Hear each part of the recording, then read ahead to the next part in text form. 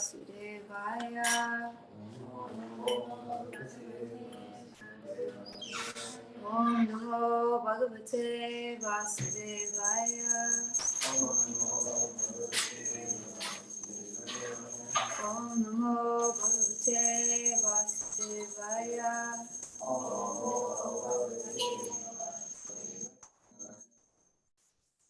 Good morning, dear devotees. Thank you so much for choosing to hear Srimad Bhagavatam this morning, to perfect our lives on the path of pure devotional service. We are so fortunate. Today we'll be reading from Srimad Bhagavatam, Canto 10, Chapter 10, verses 33 to 35. Oh, I have to pull them up also.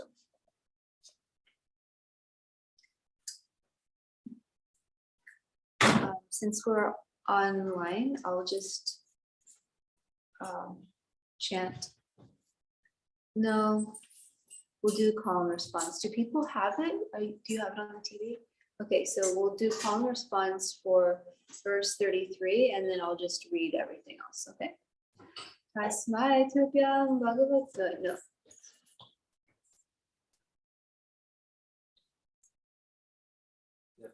Tasmai Tupyam Bhagavate. Tasmai Tupyam Bhagavate. Vasudevaya Vedashe.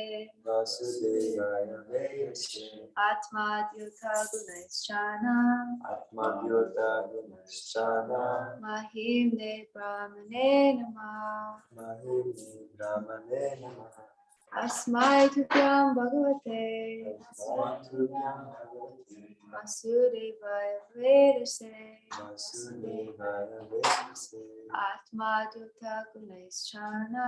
Atma Dyota Gunaischana. Mahimne Brahmane Namah. Mahimne Brahmane Namah. Anyone like to chant? Tasmai Tupyam Bhagavate. Asmai Tupyam Bhagavate. Vasudevaya Vedashe. Vasudevaya Vedashe. Atma Dyota Gunaischana. Atma Dyota Mahimne Brahmane Namah. Mahimne Brahmane Namah. Anyone else? Synonyms, tasmai, because you are not to be understood from the material platform. Because you are not to be understood from the material We platform. simply offer obeisances. We simply offer obeisances Unto him. Tubyam, unto you, Bhagavate, Bhagavate, unto the Supreme Personality of Godhead, unto the Supreme Personality of Godhead, Vasudevaya, Vasudevaya, unto Vasudeva, unto Vasudeva, the origin of Sankarsha, Pradyumna, and Aniruddha. the origin of Sankarsana, Pradyumna, and Vedase, Vedase, unto the origin of creation. unto the origin of creation.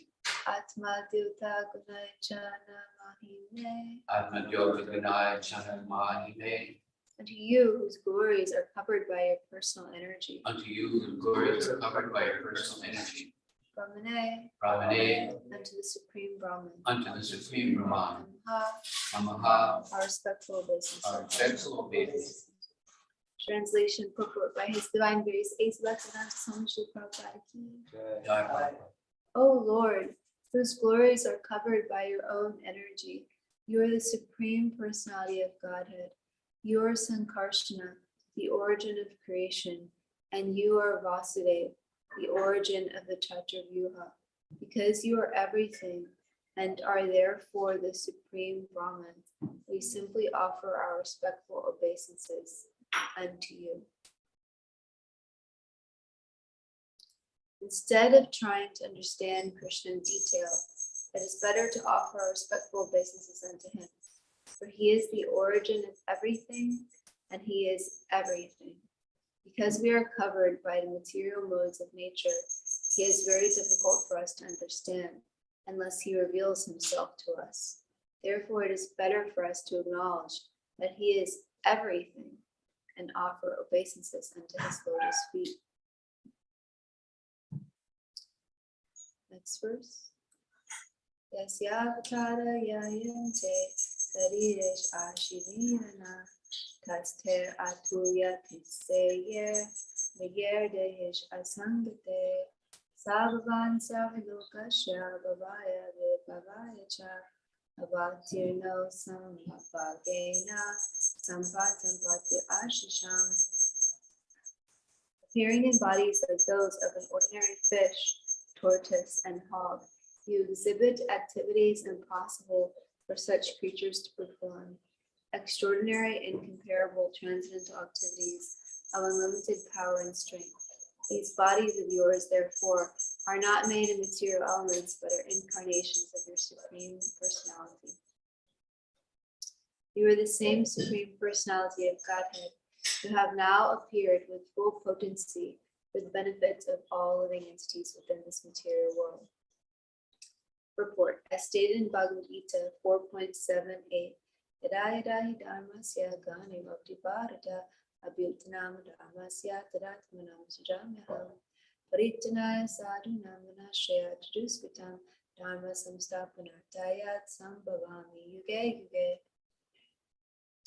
Krishna appears as an incarnation when real spiritual life declines and when rogues and thieves increase to disturb the situation of the world. Unfortunate, less intelligent persons who are after devotional service cannot understand the Lord's activities, and therefore such persons describe these activities as kalpana, mythology, or imagination, because they are rascals and the lowest of men. Namam duskritanam mudu prapadate naradama. Such men cannot understand that the events described by Vyasadeva in the Puranas and other Shastras are not fictitious or imaginary, but factual. Krishna, in his full unlimited potency, here shows that he is the Supreme Personality of Godhead. For although the two trees were so large and sturdy that even many elephants could not move them, Krishna, as a child, exhibited such extraordinary strength that they fell down with a great sound. From the very beginning, by killing Putana, Sakatasura, and Trinavartasura, by causing the trees to fall, and by showing the entire universe within his mouth, Krishna proved that he is the Supreme Personality of Godhead. The lowest of men, mudhas, because of simple activities, do not understand this, but devotees can accept it without a doubt. Thus, the position of a devotee is different from that of a non-devotee. Please pray with me to our acharyas to understand. Om Agyanatimirandasya Jananjana Chalakaya Chakshurunitatsena Tasmai Shri Gurave Namaha Shri Chaitanya Manobishtam Stapitam Yen Bhutale Swayam Upagatam Nayam Tadhi Swapalavika Vandeham Shri Guru Shri Radhakamayam Shri Guru Vaishnavascha Shri Rupam Sagijatam Saganayam Vidam Sajivam Sarvaitam Savaditam Parijana Sahitam Krishna Chaitanya Devam Shri Radha Krishna Pada Saganayam Shri Vishakam Vitamscha Hey Krishna Karuna Sindhu Dinabandhu Jivapate Gopesha Gopika Kanta Radha Kanta Namostate Tapta Kancha Gaurangi Radhe Vrindavaneshwari Vrishabhanu Sudevi Panamani Haripe Panchakalpatu Vastam Vipasindhu Devicha Atitana Bhavneyo Vaishnavyo Namo Om Vishnu Padaya Vishnu Pashtai Bhutale Srimate Bhaktivedanta Swami Namaste Saraswati Deve Gauravani Pracharane Nirvishesha Shrindavani Ashtatara Ishtatara Jai Shri Krishna Chaitanya Prabhu Nityananda Shri Advaita Gadadhara Shri Sasagovinda Hare Krishna Krishna Krishna Hare Hare Hare Rama Rama Rama Hare Hare. So grateful to have this opportunity to speak on Srimad Bhagavatam today to purify myself and to be of service to all of you. And I sincerely pray to all these devotees, especially Adi Purush Guru, Arjuna Guru, any other senior devotees, and all of you, to please bless me that I can speak according to Guru, Sadhu, and Shastra. So today we're going to have some themes. As you all know, I like to do themes in my classes. And can you all hear? We are going to have some themes, and I have 1, 2, 3, 4 themes. And then if we have time, we'll also read from this amazing book, Sri Damodara Janani, about this pastime, but I don't know about time. So, but I was reading the purport, and one theme that I just didn't really realize, I mean, it's there obviously, but it just really struck me when we actually read the translation. It says, "O Lord, whose glories are covered by your own energy, you are the supreme personality of Godhead. You are Sankarsana, the origin of creation, and you are Vasudeva, the origin of the Chaturvyuha. Because you are everything and are therefore the supreme Brahman, we simply offer respectful obeisances unto you." And this just really stuck out to me because you are everything.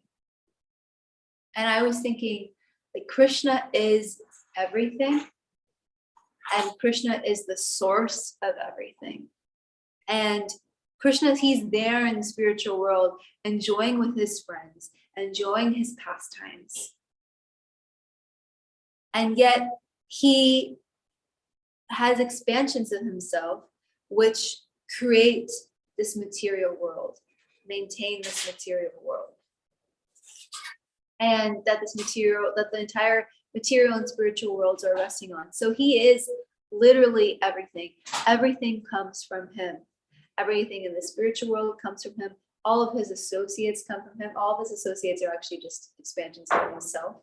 It's said that the spiritual world is like someone playing in a mirror with themselves, because they're actually all just expansions of Krishna. And then we're not Krishna, that needs to be clear, but we are made by Krishna and of the same quality of Krishna. We're part and parcels of Krishna. So we also come from Krishna. So everything comes from Krishna. And his glories are covered by his own energy. So even the thing that's covering him from us seeing him is also coming from him. So he literally is everything. And when I read this, because you are everything, we simply offer respectful obeisances unto you. We need to make Krishna everything to us. We need to make Krishna our very life and soul. We need to engage every aspect of our life in Krishna's service.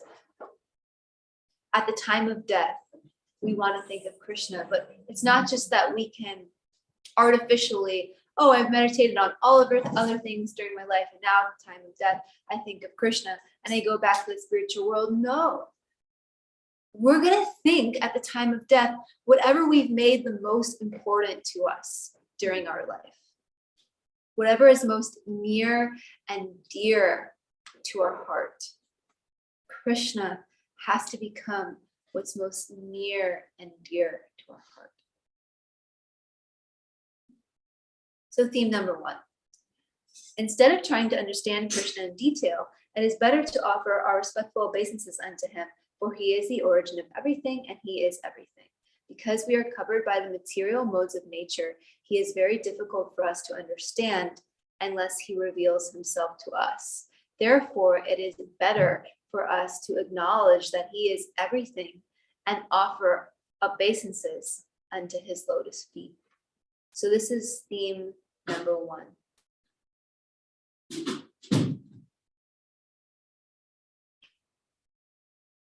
So when I read this, I was actually reminded of a conversation that I was having with Gorshran after he gave his Bhagavatam class the other day.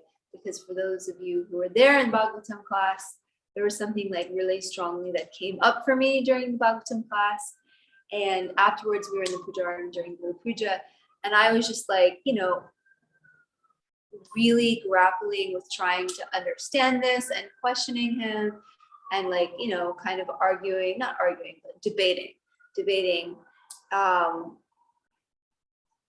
to make sure basically that Krishna loves us, which he does, by the way, is the conclusion.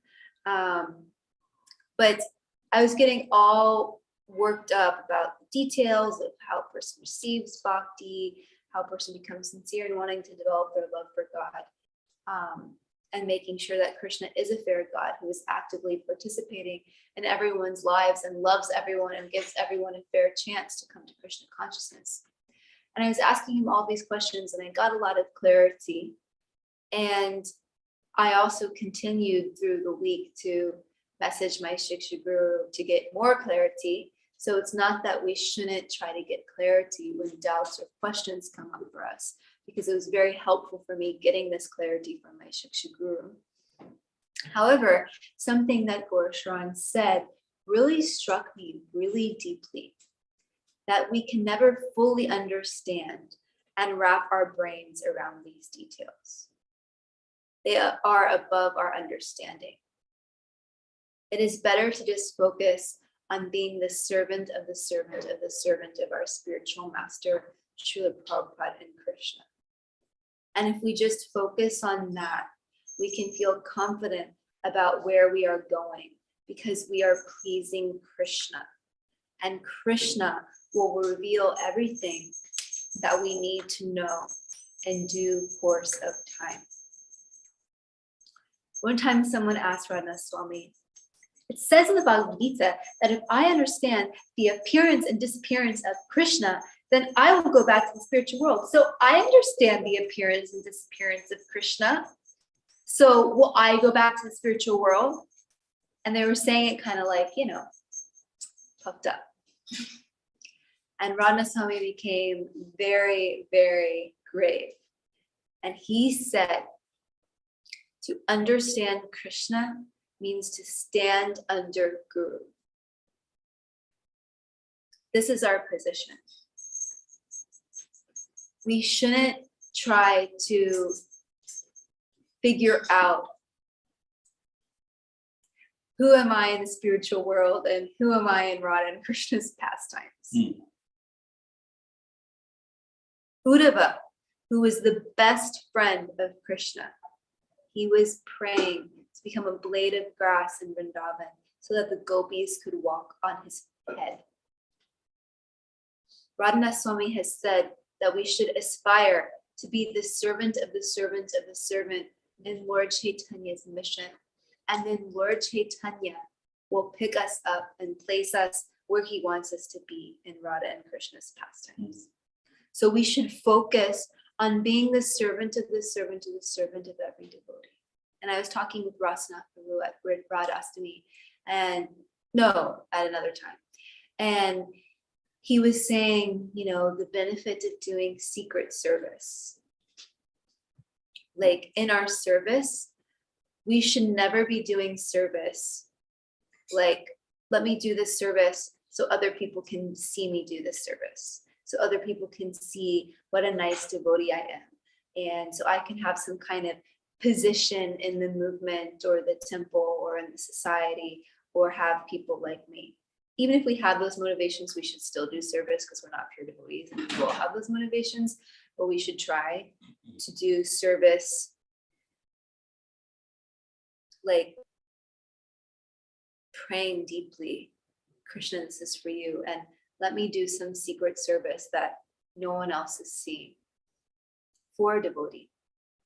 Lord Chaitanya, who is God, used to do the laundry of his devotees. Moving on to theme number 2. When Krishna appears in different incarnations, we need to understand 2 things. 1, he is performing activities that are impossible for ordinary creatures to perform. 2, his body is not made of material elements, but is completely spiritual. So we look at his different incarnations. they are doing things that is not possible for ordinary creatures to perform, isn't it? Vrahadev, can any ordinary boar, if the earth happens to be kicked off of its orbit and be drowning in the material causal ocean, can any other boar just go and pick the earth up? No? Really? You haven't seen any boars doing that? I haven't seen any boars doing that. Kurma, the giant tortoise. Have you seen any other tortoises be a churning rod for an entire mountain? Have you seen that? I've had a pet tortoise once. I couldn't do that. It was really small. Matsya, the fish avatar. I also had a pet fish. It died in one day. Have you seen any other fish? I have this article about Matsya. I was reading it. If you want to read this really cool article about Matsya Avatar on ISKCON Desire Tree, it's really good. You know, this fish, it just like, it was first in the king's hand. And then it was like, oh, great king. This is not enough. Oh, this is not, this is not enough space for me. And then he puts it, in the river, and then it expands. Oh, king, this is not enough space for me. And then it expands. Next thing you know, it's expanded so huge that the king is like, oh my God, this is not an ordinary fish. Let me offer my respectful obeisance to you. You're God.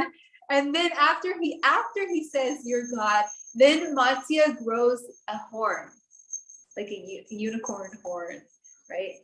There must be. I bet there's a unicorn incarnation of Krishna. That would be so freaking cool. So then it grows this horn, and then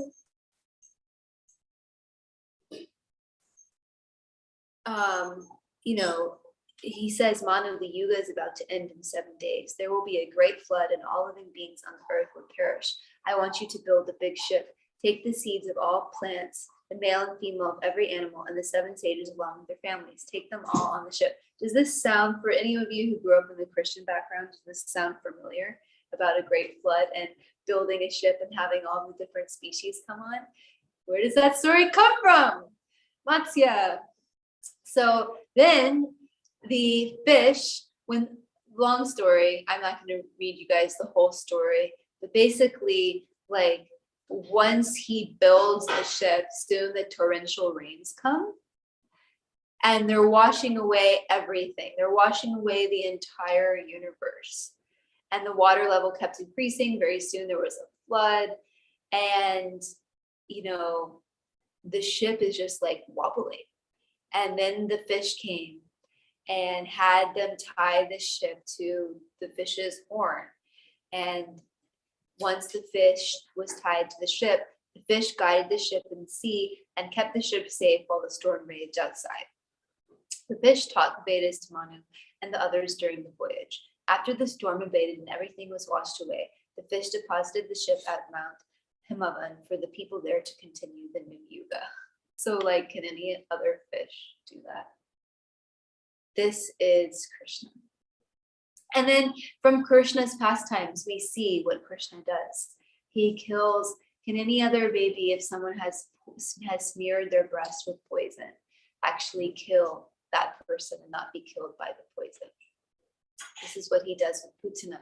And Trinavarta, this demon is literally what's it called? Those twirling things? Tornado. Yeah, we can be killed by a tornado. But Krishna is picked up by a tornado in the eye of the storm, one could say. And he's up high in the air and he just kills this demon. Can any of us lift Govardhan Hill with our pinky finger of our finger? No. And can any of us swallow the forest fire? Definitely not. I probably told everyone this story, but I caught on fire in Geetsnagari, and it was like I stop, drop, and roll, and it was definitely not going to work for me to try and swallow that fire. I would have died. So this is the difference between us and Krishna. And the difference between our body and the Lord's body is that we have a material body, which is, hate to break it to you all, subject to suffering, to birth, death, disease, and old age, and all sorts of obnoxious things like pimples.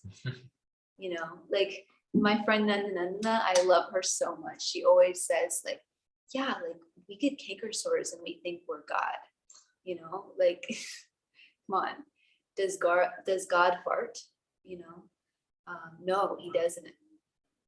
What? No, God does not fart. Yeah. So these things, Arjun was like, did you just say that on the Vyasa-san? It's totally bona fide. So, this is the difference between us and God. Our body is material, but we have a soul, which is Sat Chit Ananda, full of eternity, knowledge, and bliss. You have to laugh. You guys are either going to laugh or you're going to sleep. So we want you to laugh and be totally awake during the Bhagavatam class. And the Lord's body is, his soul and his body are non-different. His soul and his body are Sat Chit Ananda. So this is the Lord's body. So all glories to the Lord. Theme number 3.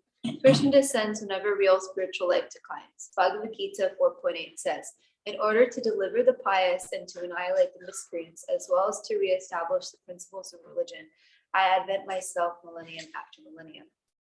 Hate to break it to you all, but if you haven't noticed, not everyone is nice. People who have a mentality of wanting to hurt others often try and hurt devotees of the Lord, and the Lord needs to come and protect them.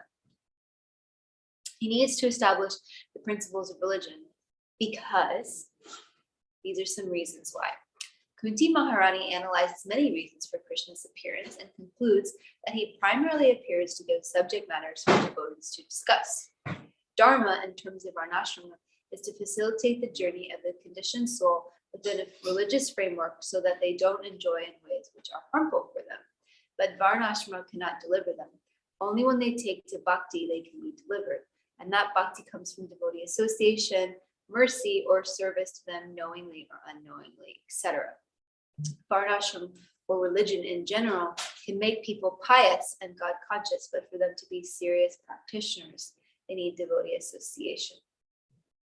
But I'm saying that because when the Lord descends, he reestablishes the principles of religion. So he's also reestablishing Varnashram Dharma, which can make people pious and God conscious, but then they still need devotee association.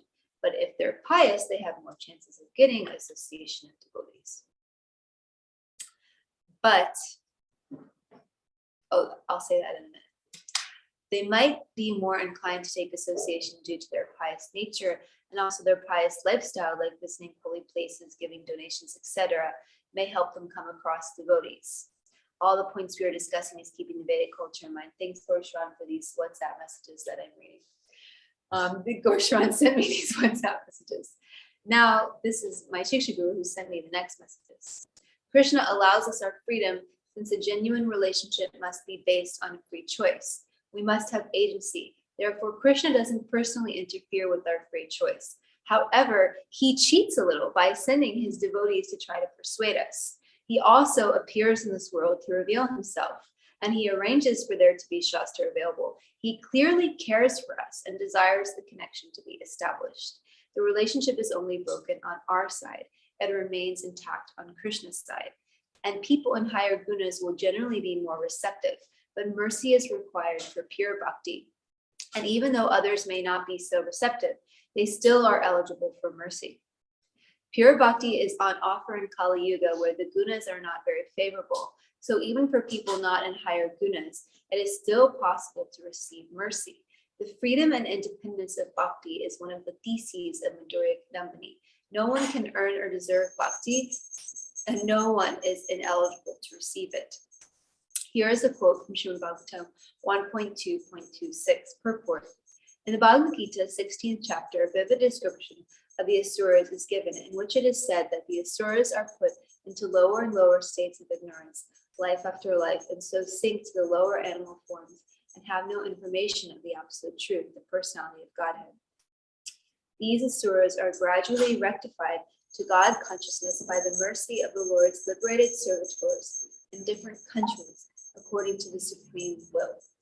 Such devotees of God are very confidential associates of the Lord, and when they come to save human society from the dangers of godlessness, they are known as the powerful incarnations of the Lord, as sons of the Lord, as servants of the Lord, or as associates of the Lord.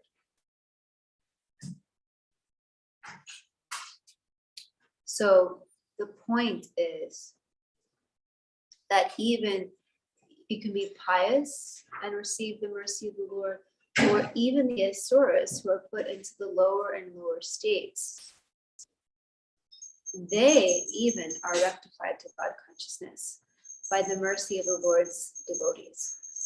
So the mercy of the Lord's devotees reaches everyone. There is no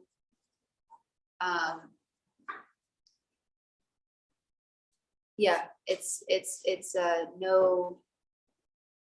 Some religions have that concept of like that some people are like predestined to salvation and others are not.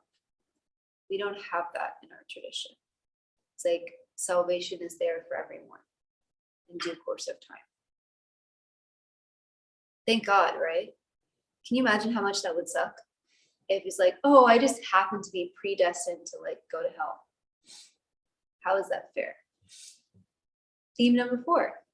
Less intelligent persons who are not devotees cannot understand the Lord's activities, and they think that his pastimes are mythological or imaginary. They cannot understand due to their sinful activities, which have covered them by the material modes of nature and their karmic reactions. But devotees can accept the Lord's position without a doubt. I'm going to tell this story, which is so beautiful to emphasize the kind of faith that we need to have.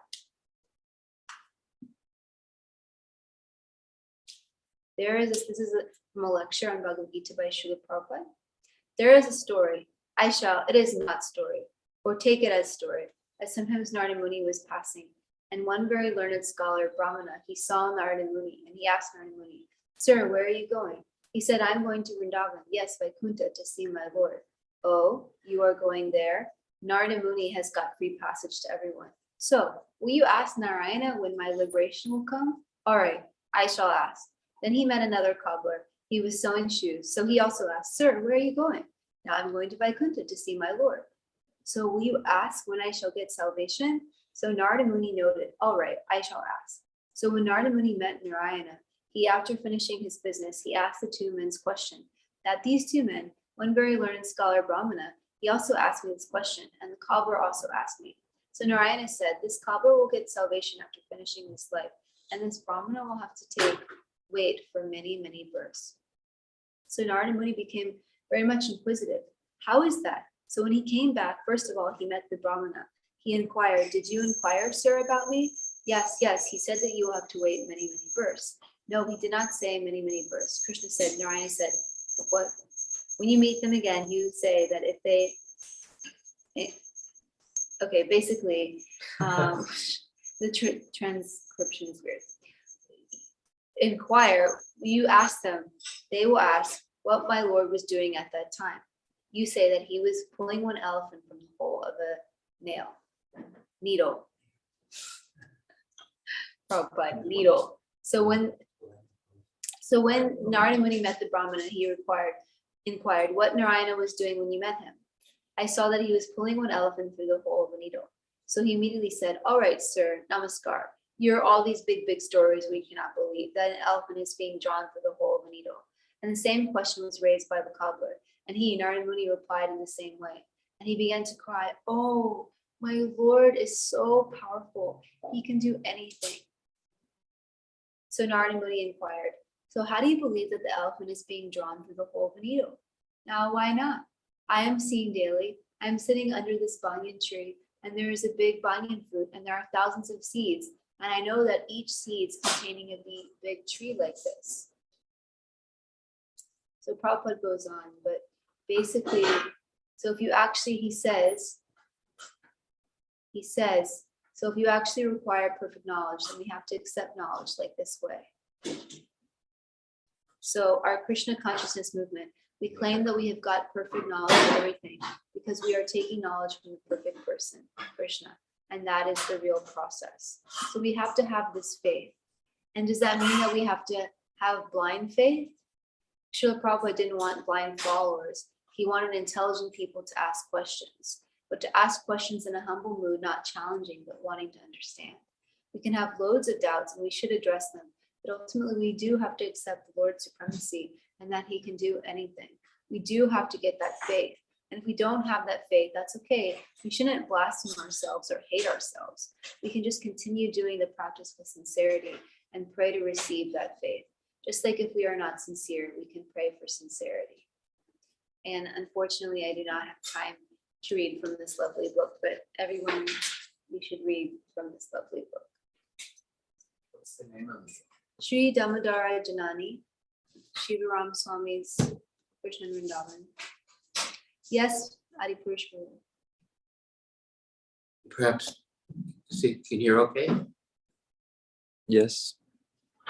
You know, out front, there's a man who works with leather, Yeah.